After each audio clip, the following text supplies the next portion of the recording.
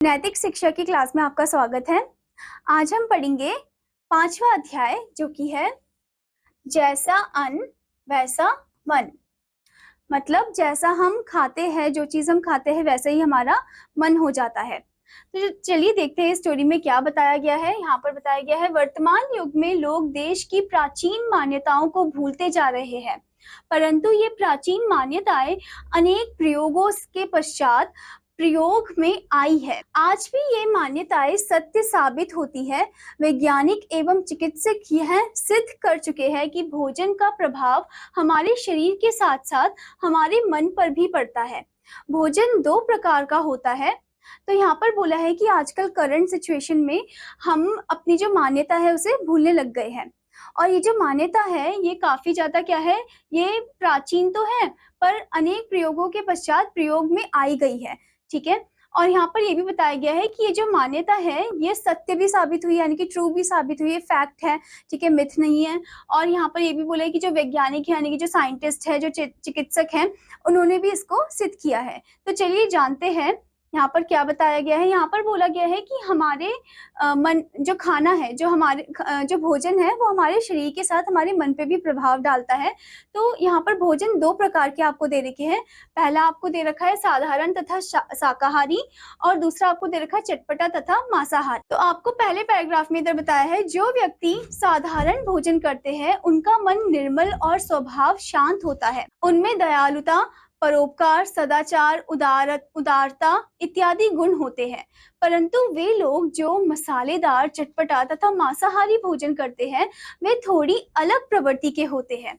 तो यहाँ पर क्या बताया है कि जो व्यक्ति कैसा खाना खाते हैं, साधारण भोजन खाते हैं। ठीक है। और एकदम निर्मल एकदम साधारण भोजन जो खाते हैं उनका बिहेवियर कैसा होता है, निर्मल होता है। और स्वभाव कैसा होता है, एकदम शांत होता है, यानी कि काम होता है। ठीक है। और उनमें क्या होती है, दयालुता होती है, यानी कि बहुत दयालु होते हैं, परोपकार होते हैं, सदाचार होते हैं, और उनमें उदारता होती है। ठीक है, यानी कि पॉजिटिव टाइप के गुण होते हैं। परंतु जो लोग मसालेदार खाते हैं, यानी कि स्पाइसी टाइप का खाना खाते हैं, चटपटा खाते हैं, या फिर मांसाहारी खाते हैं, तो उनका जो बिहेवियर होता है वो काफी ज्यादा अलग होता है। ठीक है। आगे आपको क्या बताया है, अधिकांशता इस तरह के मनुष्य दुर्गुण की खान अधिकांशता इस तरह के मनुष्य दुर्गुणों की खान होते हैं। ऐसे संकीर्ण हृदय वाले लोग लोभी, कपटी, झगड़ालू और अन्यायी होते हैं। तो यहाँ पर क्या बताया है कि जो लोग चटपटा वगैरह खाते हैं या मांसाहारी वाला खाना खाते हैं तो उनका जो बिहेवियर होता है थोड़ा सा नेगेटिव होता है। ठीक है, यानी कि वो कपटी, झगड़ालू या फिर अन्यायी होते हैं।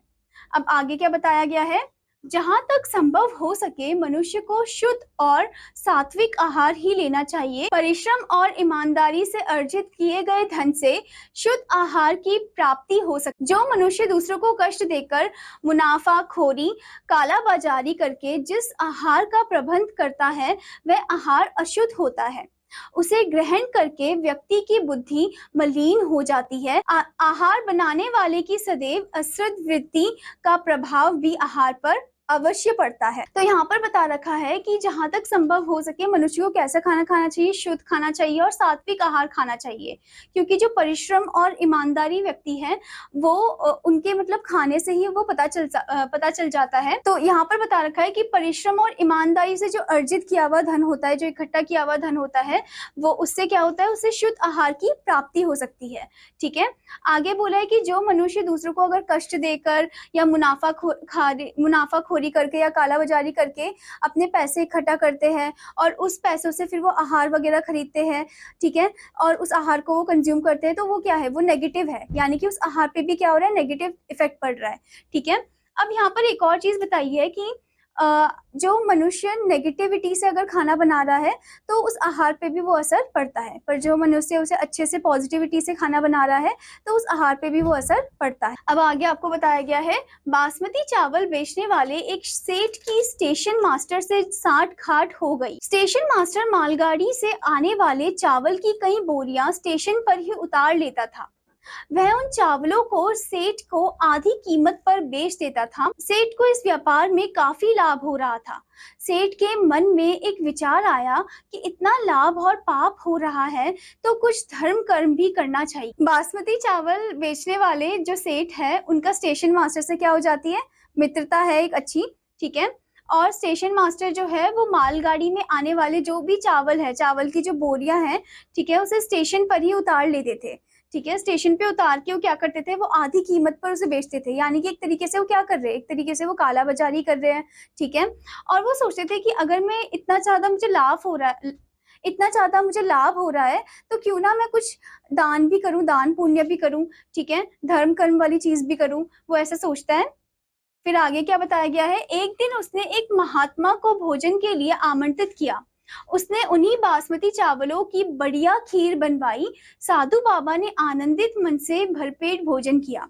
एक दिन वो किनको बुलाता है, वो एक महात्मा को बुलाता है और उनको क्या खिलाता है, बासमती चावल की बनी खीर खिलाता है। वो भी अच्छे से भरपेट खा लेते हैं, भोजन कर लेते हैं, ठीक है। आगे बताया है, दोपहर हो चुकी थी। सेठ ने साधु बाबा से अनुग्रह किया, महात्मा आप अभी आराम कीजिए, थोड़ी धूप कम हो जाए तब प्रस्थान कीजिएगा।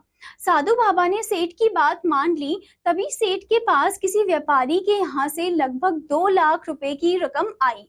सेठ ने उन गड्डियों को उसी कमरे में बनी तिजोरी में रख दिया जहां साधु बाबा आराम कर रहे थे, और संयोगवश उसका ताला लगाना भूल गया।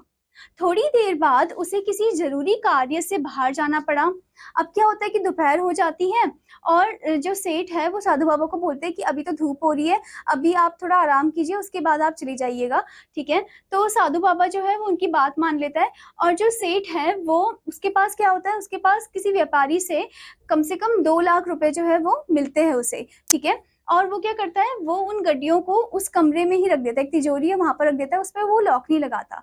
और उसी कमरे में कौन सो रहा होता है, साधु बाबा सो रहे होते हैं, ठीक है। तो वो वहां थोड़ी देर बाद क्या होता है कि उसे किसी जरूरी काम से वहां से जाना पड़ता है।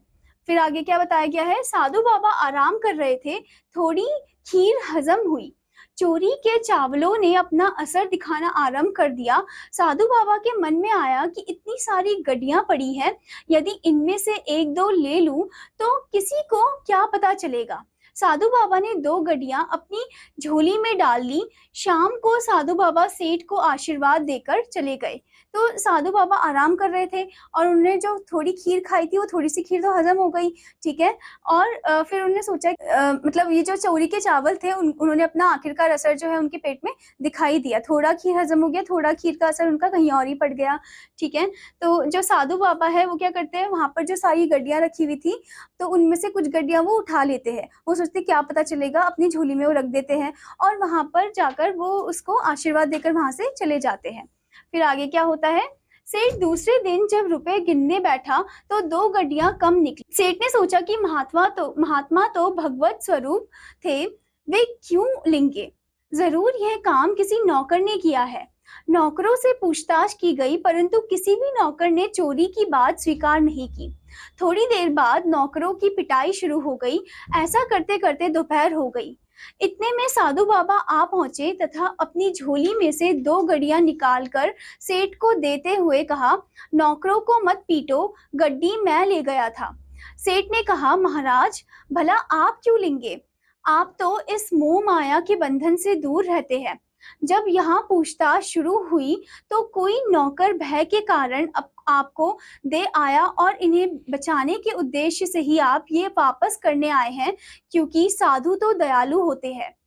तो अब क्या होता है, दूसरे दिन जब सेठ को पता चलता है कि इसमें से 2 गड्डियां कम हो रही है, ठीक है, तो वो सोचते हैं कि इसे कौन ले गया होगा। वो सोचते हैं साधु बाबा तो नहीं ले जा सकते, तो वो अपने नौकरों को बुलाते हैं, नौकरों से पूछताछ करते हैं। वो सभी नौकर बोलते हैं कि नहीं, हमने नहीं चुराई है, हमने नहीं ली है।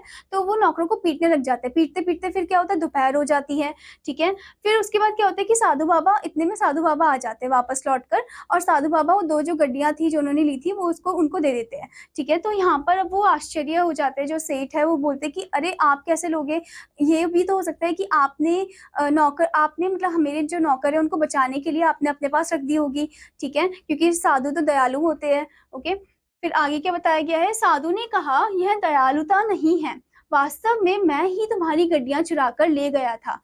अच्छा तुम सच बताओ, कल जिन चावलों की तुमने खीर बनवाई थी, वे चावल तुम कहाँ से लाए थे? सेठ ने चावलों के बारे में सारी बात सच सच बता दी। तो अब क्या होता है कि साधु बाबा जो है वो बोलते हैं कि नहीं, मैं ये दयाल तो नहीं है, मैं सच में ये जो गड्डियां थी मैं लेके गया था। और फिर वो पूछते हैं कि तुम ये बताओ कि जो चावल से तुमने खीर बनाई थी वो चावल तुमने कहाँ से ली थी?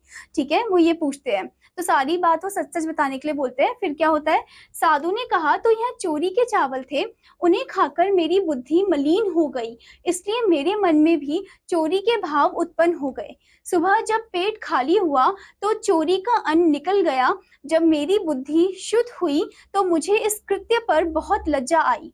मैंने सोचा, हे ईश्वर मुझे क्षमा करना, मैंने ये क्या कर दिया? मेरे कारण बेचारे नौकरों पर जाने क्या बीत रही होगी, इसलिए तुम्हारा धन वापस करने आ गया। तो साधु बोलते कि अच्छा ये चोरी के चावल थे? तो वो बोलते कि ये खाकर तो मेरा मन भी दूषित हो गया। ठीक है, फिर वो बोलते हैं कि सुबह जब मेरा पेट साफ हुआ, जब ये खीर निकल गई, तो फिर मुझे ध्यान आया कि नहीं, मैंने जो किया वो गलत किया और मैंने कितना बड़ा क्राइम कर दिया। ठीक है, तो आगे फिर क्या होता है, आगे वो सोचते हैं कि अरे बेचारे जो नौकर हैं उन पे कितना ज्यादा मारपीट हो रही होगी, तो उनको बचाने के लिए वो वापस लौट आते। फिर क्या होता है, इस कहानी से आप भली भांति समझ चुके होंगे कि अन्न का प्रभाव मनुष्य की बुद्धि पर अवश्य पड़ता है। यदि अन्न किसी प्रकार के अन्य या छल से प्राप्त किया हो तो निश्चित ही यह भोजन अपवित्र होगा, और ऐसे भोजन के ग्रहण करने से मनुष्य की प्रवृत्ति भी इसी के अनुरूप हो जाएगी। अतः सदैव परिश्रम एवं ईमानदारी से कमाया हुआ अन्न ही ग्रहण करना और दान करना चाहिए। तो यहाँ पर ये बोला गया है कि इस कहानी से आपको क्या शिक्षा मिली कि जो धन आप गलत काम से कमा के करते हो, मतलब प्राप्त करते हो, और उससे आप भोजन खरीदते हो, ठीक है, उस भोजन को आप खाते हो, तो आपका जो मन है वो भी दूषित हो जाता है।